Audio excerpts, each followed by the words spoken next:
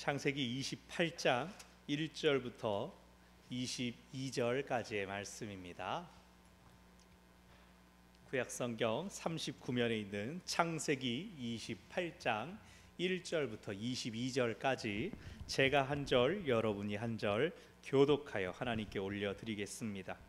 이삭이 야곱을 불러 그에게 축복하고 또 당부하여 이르되 너는 가나안 사람의 딸들 중에서 아내를 맞이하지 말고 내 외조부 부두엘의 집에 이르러 거기서 내 외삼촌 라반의 딸 중에서 아내를 맞이하라. 전능하신 하나님이 네게 복을 주시어 네가 생육하고 번성하게 하여 네가 여러 족속을 이루게 하시고 아브라함에게 허락하신 복을 내게 주시되 너와 나와 함께 내 자손에게도 주사 하나님이 아브라함에게 주신 땅 곧 네가 거루하는 땅을 네가 차지하게 하시기를 원하노라. 이에 이삭이 야곱을 보내매 그가 밧단 아람으로 가서 라반에게 이르렀으니 라반은 아람 사람 부두엘의 아들이요 야곱과 에서의 어머니 리브가의 오라비더라. 에서가 본즉 이삭이 야곱에게 축복하고 그를 밧단 아람으로 보내어 거기서 아내를 맞이하게 하였고 또 그에게 축복하고 명하기를 너는 가나안 사람의 딸들 중에서 아내를 맞이하지 말라 하였고 또 야곱이 부모의 명을 따라 밧단 아람으로 갔으며 에서가 또 본즉 가나안 사람의 딸들이 그의 아버지 이삭을 기쁘게 하지 못하는지라. 이에 에서가 이스마엘에게 가서 그 본처들 외에 아브라함의 아들 이스마엘의 딸이요 느바요스의 누이인 마할랏을 아내로 맞이하였더라. 야곱이 브엘세바에서 떠나 하란으로 향하여 가더니 한 곳에 이르러는 해가 진지라 거기서 유숙하려고 그곳에 한 돌을 가져다가 베개로 삼고 거기 누워 자더니 꿈에 본즉 사닥다리가 땅 위에 서 있는데 그 꼭대기가 하늘에 닿았고 또 본즉 하나님의 사자들이 그 위에서 오르락내리락하고 또 본즉 여호와께서 그 위에 서서 이르시되 나는 여호와니 너의 조부 아브라함의 하나님이요 이삭의 하나님이라. 네가 누워 있는 땅을 내가 너와 네 자손에게 주리니 네 자손이 땅의 특길같이 되어 내가 서쪽과 동쪽과 북쪽과 남쪽으로 퍼져 나갈지며 땅의 모든 족속이 너와 내 자손으로 말미암아 복을 받으리라. 내가 너와 함께 있어 네가 어디로 가든지 너를 지키며 너를 이끌어 이 땅으로 돌아오게 할지라. 내가 네게 허락한 것을 다 이루기까지 너를 떠나지 아니하리라 하신지라. 야곱이 잠이 깨어 이르되 여호와께서 과연 여기 계시거늘 내가 알지 못하였도다. 이에 두려워하여 이르되 두렵도다 이곳이여 이것은 다름 아닌 하나님의 집이요 이는 하늘의 문이로다 하고 야곱이 아침에 일찍 일어나 베개로 삼았던 돌을 가져다가 기둥으로 세우고 그 위에 기름을 붓고 그곳 이름을 베델이라 하였더라. 이 성의 옛 이름은 루스더라. 야곱이 서원하여 이르되 하나님이 나와 함께 계셔서 내가 가는 이 길에서 나를 지키시고 먹을 떡과 입을 옷을 주시어 내가 평안히 아버지 집으로 돌아가게 하시오면 여호와께서 나의 하나님이 되실 것이요 내가 기둥으로 세운 이 돌이 하나님의 집이 될 것이요 하나님께서 내게 주신 모든 것에서 10분의 1을 내가 반드시 하나님께 드리겠나이다 하였더라. 아멘. 목회자로서 가장 보람을 느끼는 순간이 있습니다. 그 중에 하나는 성도들의 하나님 경험을 탐색할 때입니다. 하나님께서 지금 만나시고 하나님께서 일하셨는데 어떻게 응답하실까를 같이 살펴보는 겁니다. 꿈을 꾸시는 분들도 있고 사람들의 음성에서 무언가를 느꼈다라는 분도 있습니다.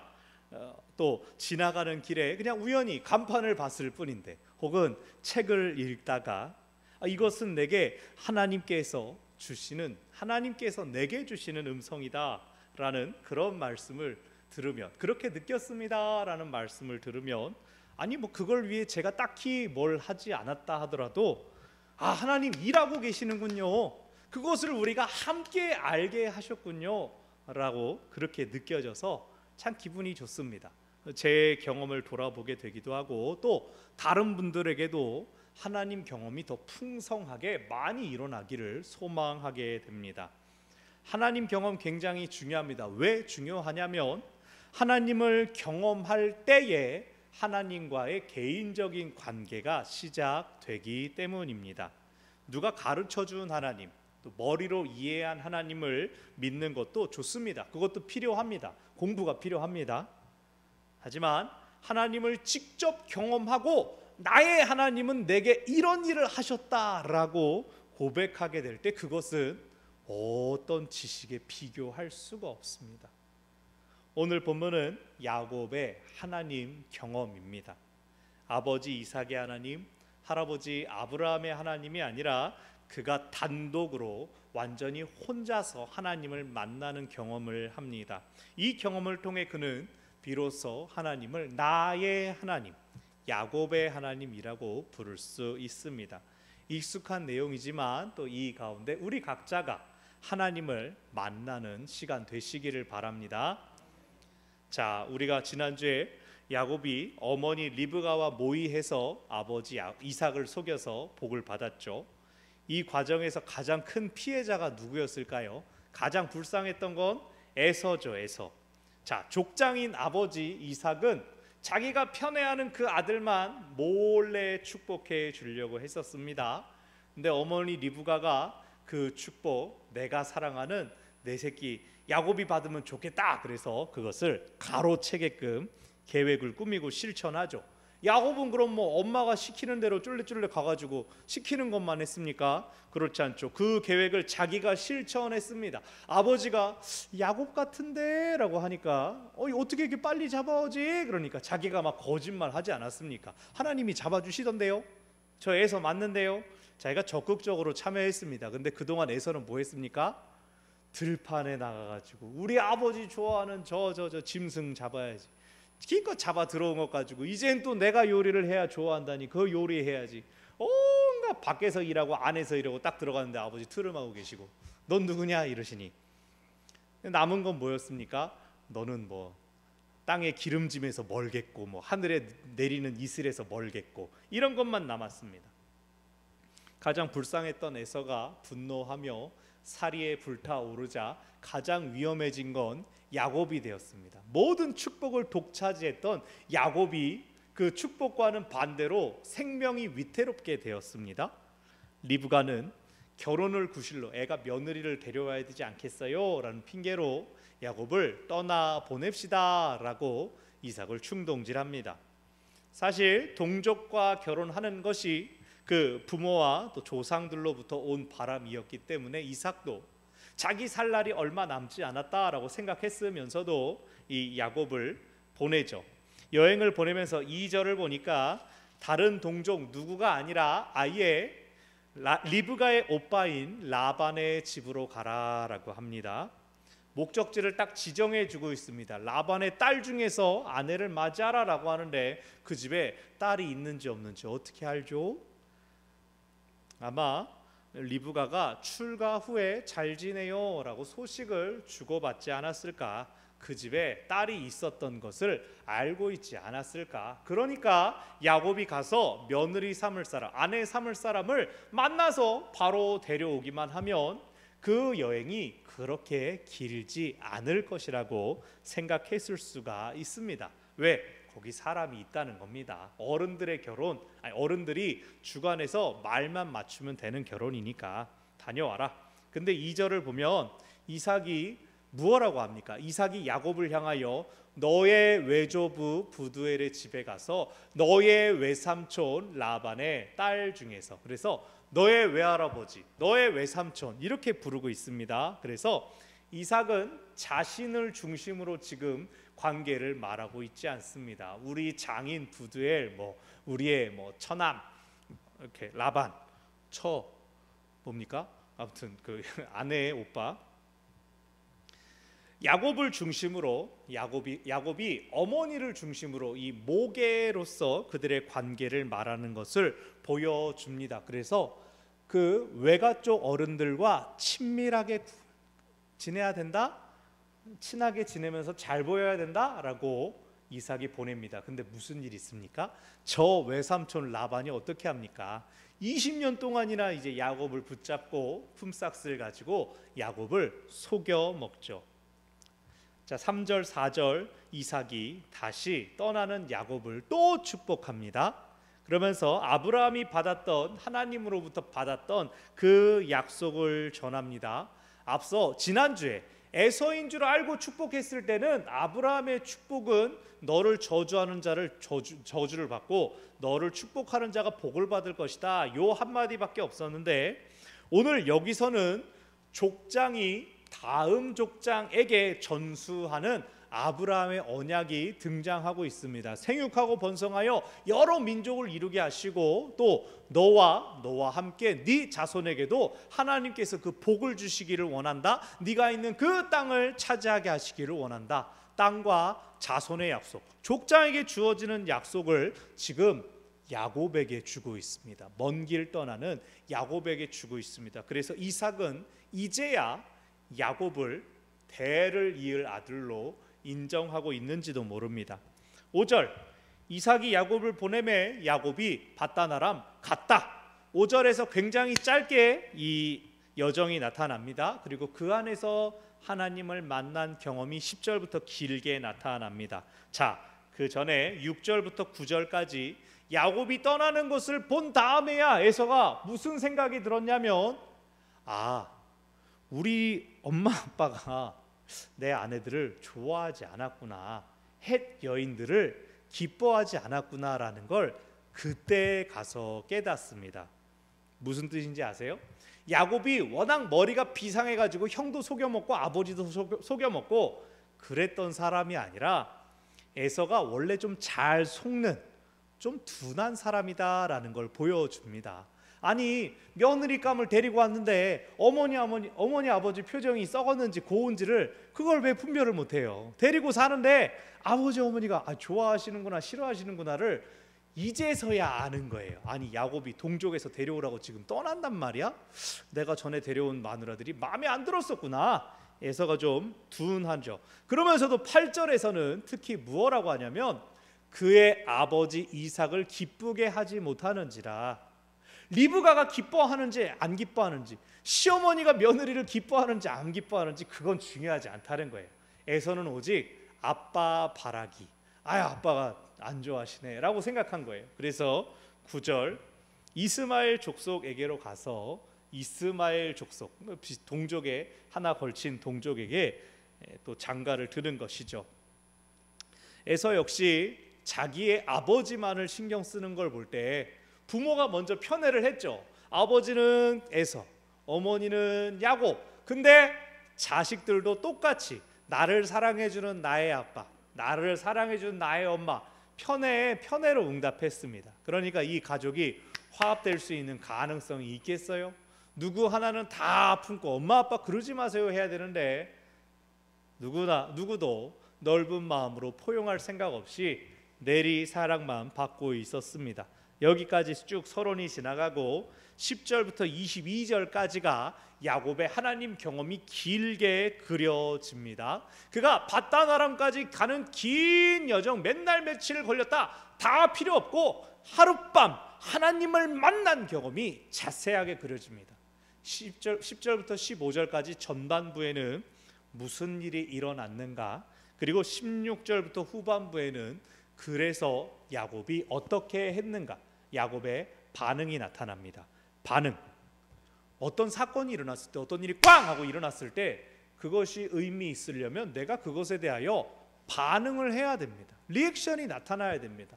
어떤 느낌을 내가 잘 기억해 두던가 적어두든가 남겨야 합니다. 여러분 그거 아십니까? 우리가 살아가는 일상 가운데 하나님 경험을 참 많이 합니다. 하나님께서 우리 살아갈 때 굉장히 많이 나타나십니다. 말씀 들려주십니다. 손 내미시고 우리 앞에서 이렇게 손도 흔들어 보십니다. 하나님 계속 그러십니다. 다 보세요? 다 아세요? 우리가 놓칩니다. 그 하나님 경험을 할 수 있는 기회들을 우리가 다 붙잡지 못합니다. 왜 그럴까요? 우리에게 너무나 많은 것들이 들려오기 때문이죠. 우리에게 너무나 많은 것들이 눈에 들어옵니다. 눈이 그렇다고 하잖아요. 우리가 그냥 쓱 지나가도 우리는 의식하지 못하는데 간판을 싹 훑으면은 그 글씨들이 우리 뇌를 계속 자극을 한다고 하잖아요. 우리 무의식에 다 들어가 버리고 우리는 그걸 막 처리를 하고 머리가 복잡하죠.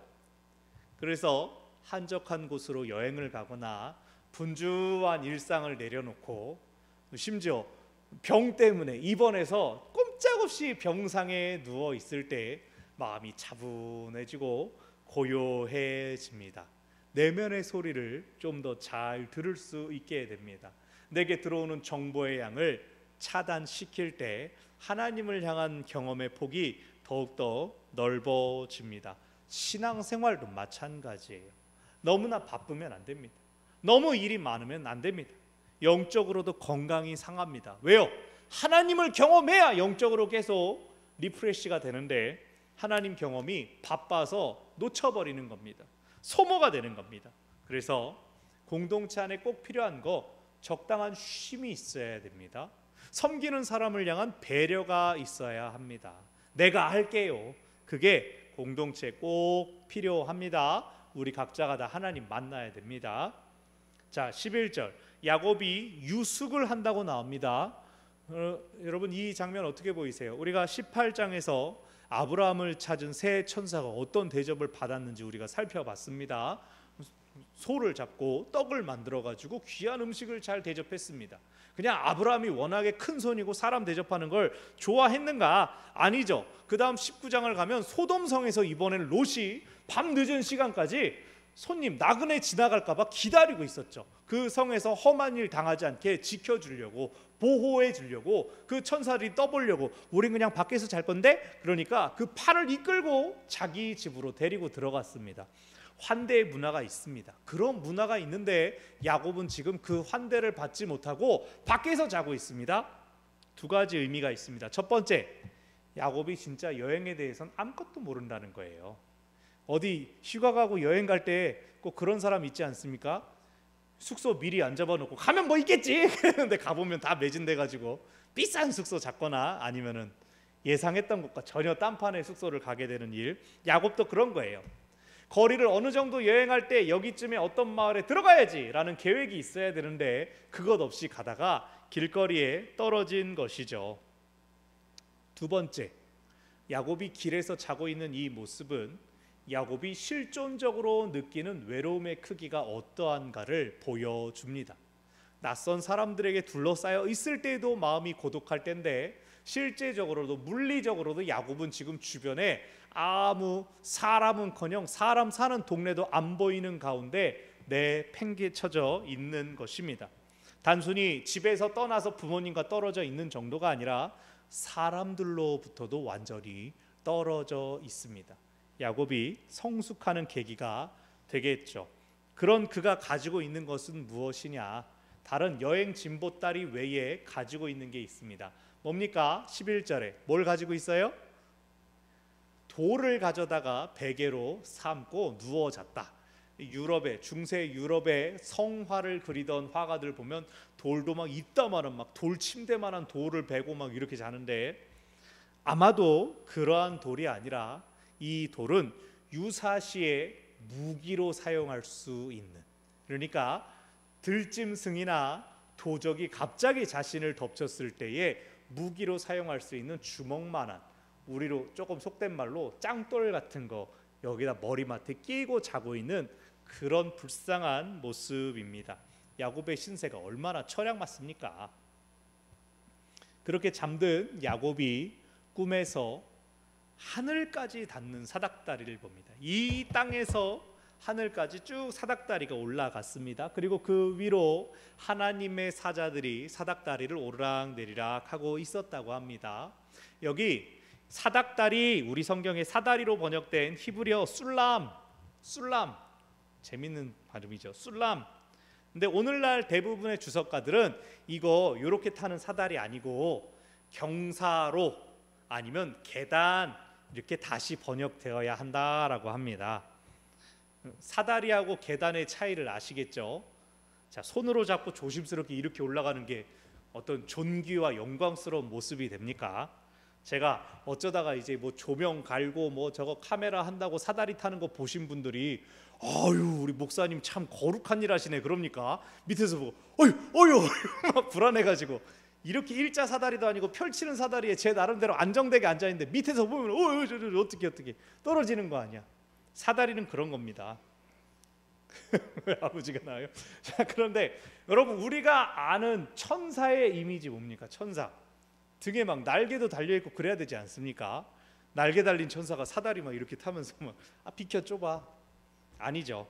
아마 물론 천사들은 뭐 저보다 더 위험 있게 사다리를 어떻게 탔는지 모르겠지만 그냥 계단을 오르내리는 하나님의 사자들의 모습, 중요한 것은 그것이 야곱이 있는 자리와 하늘을 연결하고 있었다. 하늘과 땅이 이어져 있게 했다라는 것입니다. 야곱은 집을 떠났습니다. 가족과 떨어져 있습니다. 하나님과 거의 직접 대화하고 대표적으로 제사를 드렸던 족장 아버지가 야곱의 곁에 없습니다. 그런데 그 혼자, 가족과 떨어져서 혼자 노숙하고 있는 그 야곱 가운데 하늘을 닿는 사다리가 세워졌습니다. 그것은 하나님께서 지금 그와 함께 하신다는 뜻입니다. 임마누엘, 너는 지금 혼자 노숙하고 있는 게 아니라 하나님이 너와 함께 하신다.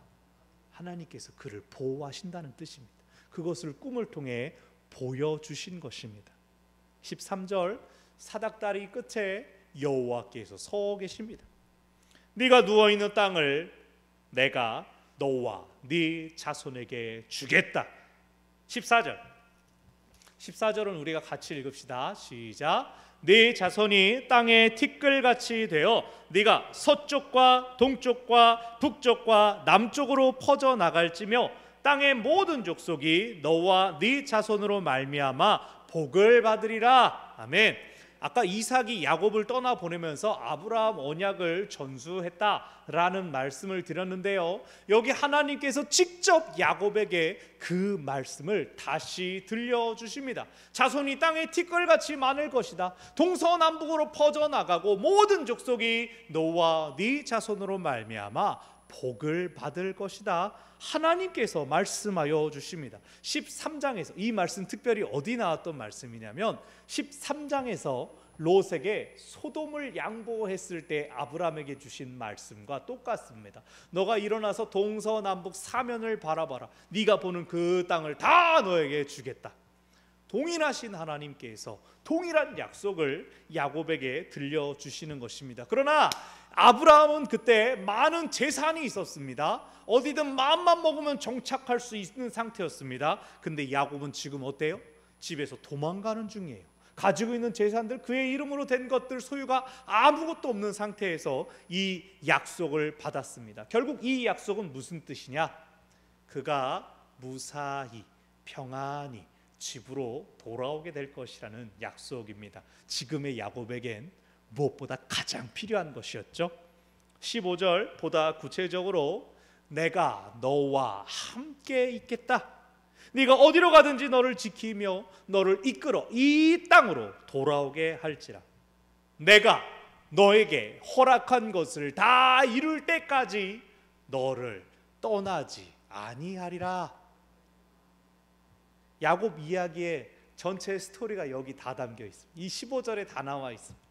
야곱이 속기도 하고 속이기도 하고 에서를 대면하게 되는 그 모든 상황들 가운데 하나님께서 함께 하셨다. 그걸로 끝난 겁니다. 그럼 괜찮겠네. 그럼 안전했겠네. 그럼 보호받았겠네. 그럼 부자 됐겠네. 복 받았겠네. 15절 안에 다 있습니다. 그가 어떤 모습이든지 어떤 일을 겪든지 성공하든지 실패하든지 가장 중요한 것이 무엇입니까? 하나님께서 결코 그를 떠나지 아니하신다는 것입니다. 이런 영광스럽고 기쁜 꿈을 꾼 야곱이 잠에서 깨어났을 때 처음 느낀 것은 두려움이었습니다. 두려워하여 이르되 두렵도다 이곳이요. 왜요? 내가 하나님을 대면하다니. 내가 지금 여기 하나님의 집인 줄 모르고 여기서 지금 돌멩이 하나 쥐고 자고 있었구나. 고대 근동에서 하나님을 보면 죽는다라고 하는 그러한 믿음이 있었죠. 그게 하나님을 보았기 때문에 으악 내 눈 하면서 죽는 그것이 아닙니다. 하나님 앞에서 우리 인간의 한계, 인간이 가진 죄, 어둠, 그것들이 거룩하신 하나님 앞에 온전히 서 있지 못할 정도로 날카롭게 인식되어서 버틸 수 없어서 그렇게 죽는다고 합니다. 야곱이 그러니 두려워하죠. 근데 18절을 보면 야곱이 그 두려움에만 갇혀 있는 것이 아닙니다. 어쨌든 하나님께서 그에게 약속을 주셨습니다. 그래서 그는 자기가 베고 있었던, 자기가 그 밤에 의지했던 그 돌을 세우고 기름을 붓습니다. 이따만한 막 돌베개 기둥을 세운 게 아니라 요만한 돌을 이렇게 세운 거예요.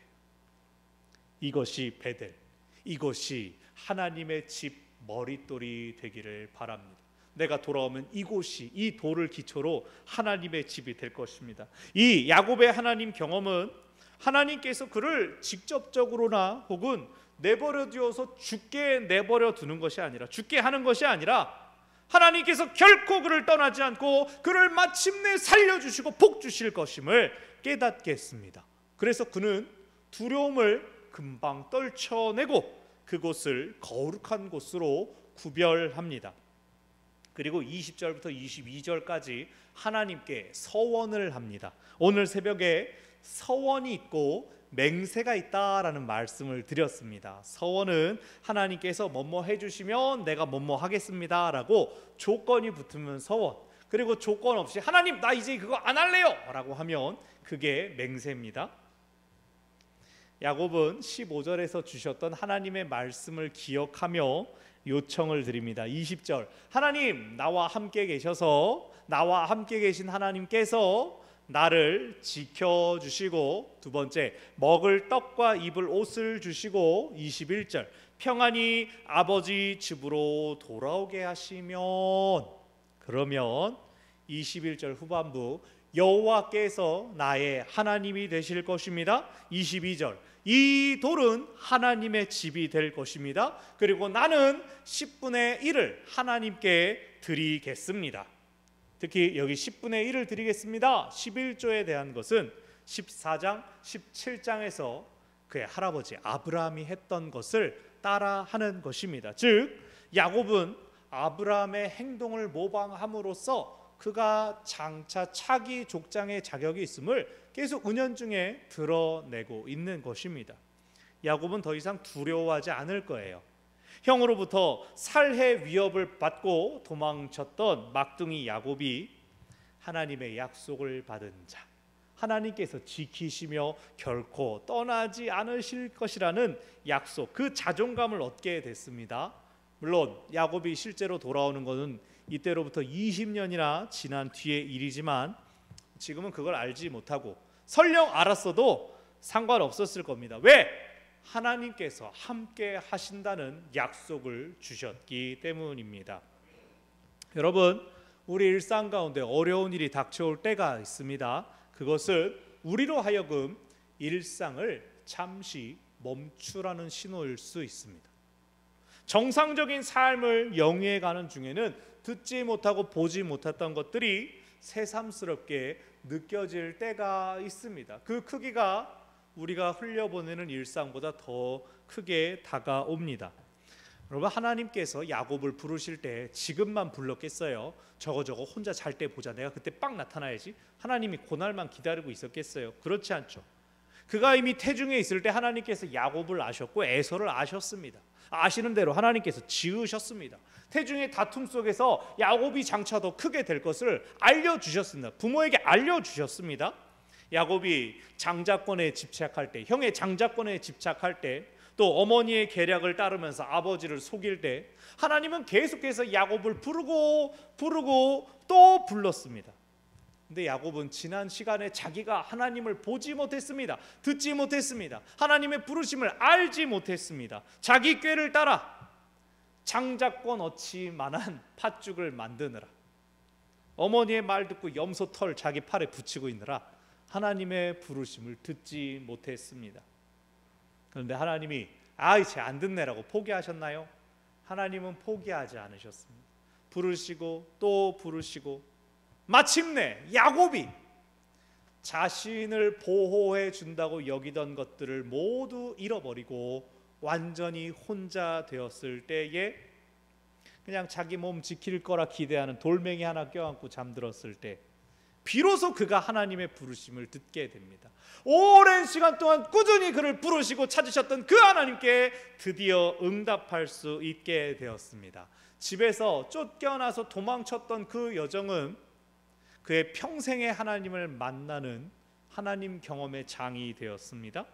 집을 떠나 홀로 떠도는 가운데 하나님을 만난 경험은 장차 그가 누구를 만나 어떤 일을 당한다 하더라도 하나님께서 그와 함께 하신다는 그 확신을 꺾을 수 없음을 여기로부터 확신하게 되었습니다.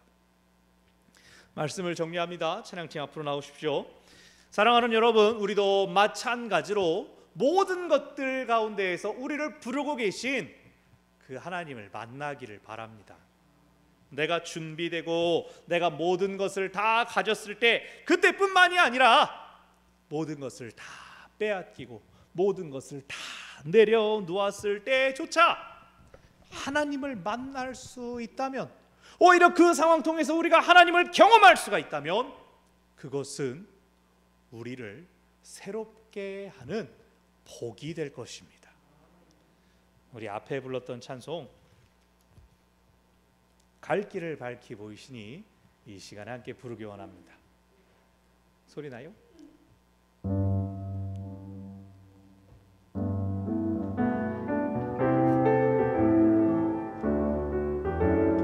박수하며 찬양합시다. 갈 길을 밝히 보이시니 주 앞에 빨리 나갑시다. 우리를 찾는 구주 예수 곧 오라 하시네. 죄악 벗은 우리 영혼을 기뻐 뛰며 주를 보겠네. 하늘에 계신 주 예수를 영원히 섬기리. 우리를 오라 하시는 말 기쁘게 듣고 순종하세. 구주를 믿기 지지 말고 속속히 나가세. 죄악 벗은 우리 영혼을 기뻐 뛰며 주를 보 하늘에 계신 주 예수를 영원히 섬기리. 주 오늘 여기 계십니다. 주 오늘 여기 계시오니 나와서 주의 말씀 듣세. 듣기도 하며 생각하니 참 진리시로다. 죄악 벗은 우리 영혼을 기뻐 뛰며 주를 보겠네. 하늘에 계신 주 예수를 영원히 섬기. 죄악 벗은 우리 영혼은 죄악 벗은 우리 영혼을 기뻐 뛰며 주를 보겠네. 하늘에 계신 주 예수를 영원히 섬기리. 말씀을 기억하며 우리 함께 기도합시다. 하나님, 주님께서 우리를 부르시니 그 부르심 앞에 달려나가는 우리들 되게 하여 주시옵소서. 모든 처지와 형편 상황 가운데에서 하나님을 보는 눈이 열려지게 하여 주시고 하나님의 음성 듣는 귀가 열려지게 하여 주시옵소서. 하나님 만남으로 채워지는 우리들 되게 하여 주시옵소서. 은혜 베풀어 주시옵소서. 능력 더하여 주시옵소서. 함께 기도하겠습니다. 주여, 우리가 주님을 보기 원합니다. 주님을 듣기 원합니다.